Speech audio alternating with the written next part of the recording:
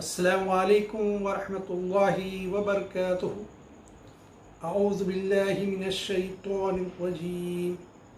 बिस्मिल्लाहिर रहमानिर रहीम। अल्हम्दुलिल्लाहि रब्बिल आलमीन। अस्सलातु वस्सलामु अला रसूलिहिन नबील करीम व अला आलिहि व अस्हाबिहि अजमईन। अम्मा बाद।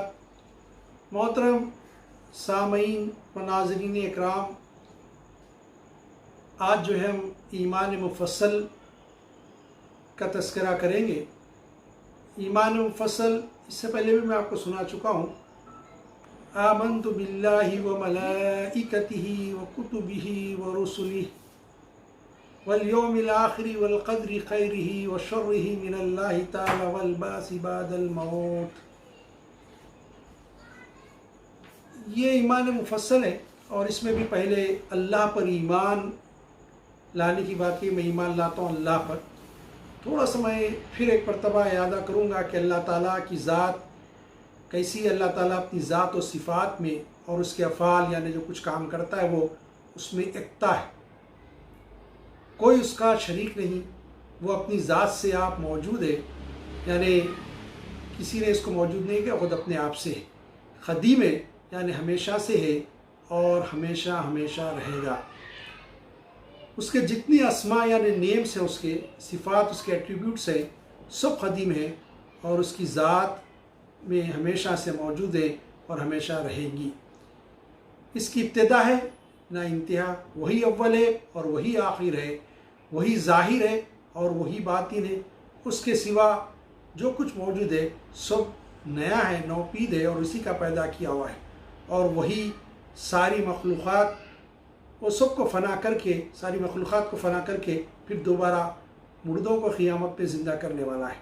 वही सारी मखलूक़ात का रोज़ी रसा है, वो किसी का मोहताज नहीं, सारी दुनिया उसकी मोहताज है। वो सबसे निराला है, कोई इसकी मिसल व मानिंद नहीं हो सकता।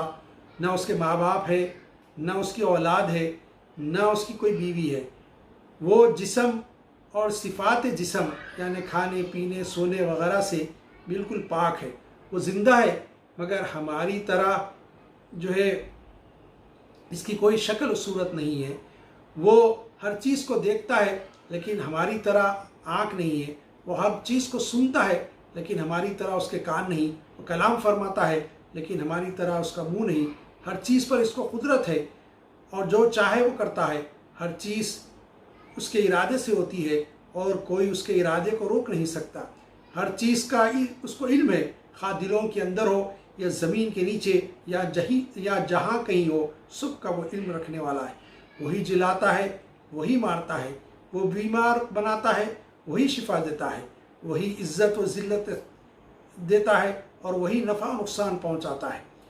इसका कोई काम हिकमत से खाली नहीं और वो सब का मालिक व निगहबान और बादशाहों का बादशाह है। वो तमाम खूबियों, कमालात और कमाल की सिफ़तों से मौसूफ़ और ज़वाल की अलामतों से यानी कुल ऐबों से पाक है। परस्तिश व इबादत के मुस्तहिक़ सिर्फ़ उसकी तना ज़ात है, कोई और नहीं। अल्लाह ताला की बारे में मुख्तसर सी बात थी कि उस पर हम किस तरह ईमान लाएँ। उसके बाद जो है आमन्तु बिल्लाहि व मलाइकतिहि, मलाइका पर ईमान। फ़रिश्ते अल्लाह ताला की मखलूक़ है, अल्लाह ताला के पैदा करदा हैं, अल्लाह ताला के बंदे हैं। कैसे बंदे हैं? फरमा बरदार बंदे हैं। उनको कोई इख्तियार नहीं है। आपका मुझे इख्तियार है, मैं अल्लाह की नाफरमानी कर सकता हूँ, लेकिन अल्लाह ने उनको इख्तियार नहीं दिया। बस वो सिर्फ इताअत और फरमाबरदारी में लगे हुए हैं। अल्लाह ताला ने इंसान को मिट्टी से पैदा किया और गारे से पैदा किया और इन फरिश्तों को नूर से पैदा किया। वो मौजूद कहाँ हैं? ज़मीन में मौजूद है, आसमानों में मौजूद है, समंदरों में मौजूद है, जंगलों में मौजूद है, पहाड़ों पे मौजूद है। बल्कि पहाड़ों का तो एक फरिश्ता होता है, इसको कहा गया मलिकुल जिबाल, पहाड़ों का फरिश्ता। इसी तरह फरिश्ते हर जगह मौजूद हैं।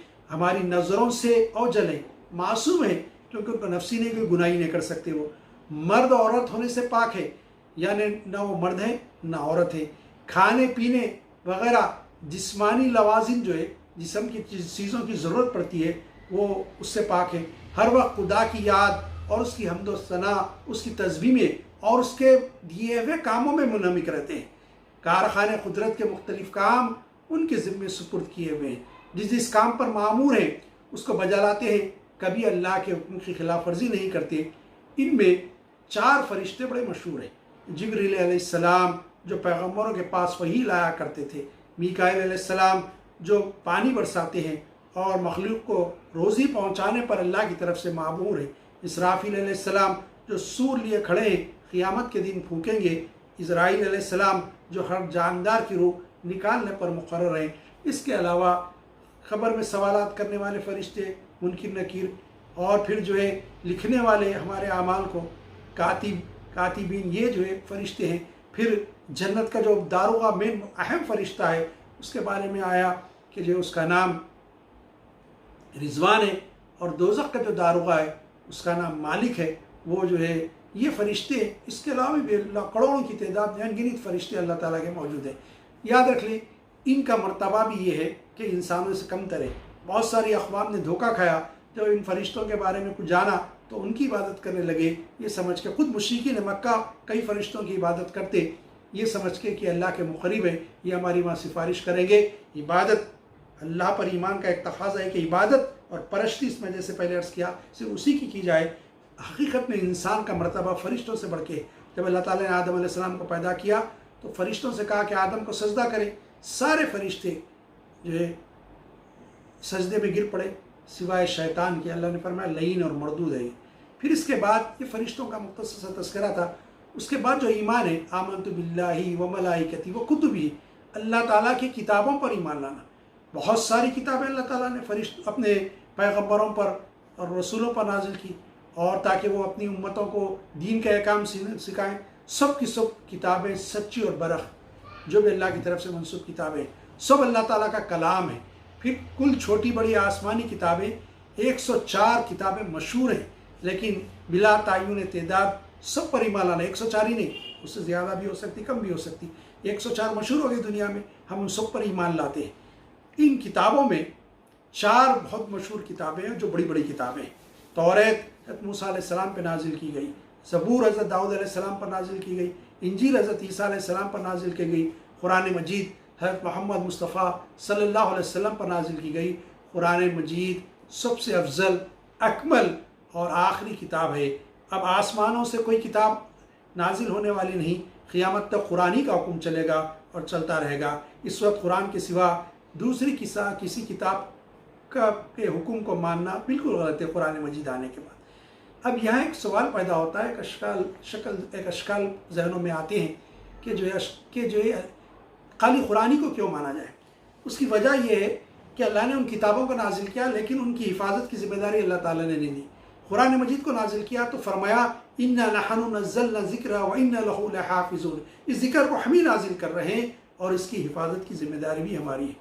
दुनिया सारी मिलके, सारे इंसान बशमूल मुसलमानों के कुरान मजीद को मिटाना चाहेंगे तो अल्लाह ने जिम्मेदारी ले ली है। कुरान मजीद को कोई नहीं मिटा सकता, कोई ताकत नहीं है। ये जो गुस्ताखियाँ कुरान मजीद के बारे में करते हैं, अभी हाल में वो जो रज़वी है, साबिक़ा बोर्ड का चेयरमैन, उसने जो गुस्ताखी की कि ये आयतें निकाल दो, एक हर्फ को कोई ताकत जो है कुरान मजीद के बदल नहीं सकती। ये अल्लाह का कलाम है, अल्लाह ने इसकी हिफाजत की ज़िम्मेदारी ले ली है। अज़ान गिरामी, कुरान मजीद की जिम्मेदारी, हिफाजत की ज़िम्मेदारी ली तो उसका एहतमाम भी अल्लाह ने किया। उसको ऐसी मुनफरिद ज़बान में नाजिल किया कि जिसकी जैसी जामे ज़बान कोई नहीं, और उसकी वसत का ये हाल कि किसी भी ज़बान को, उसके अल्फाज को अपने अंदर समअप कर ले, समा ले अंदर, उसकी ये कैफियत। दूसरी बात, ज़माने के हालात के लिहाज से कुरान मजीद की जो ज़बान है बड़ी स्टैंडर्ड, उसमें कोई तग़य्युर और तब्दीली नहीं आ सकती। तीसरी बात ये कि जितनी किताबें अल्लाह ताला ने नाजिल की वो आज अपनी असली ज़बान में मौजूद नहीं।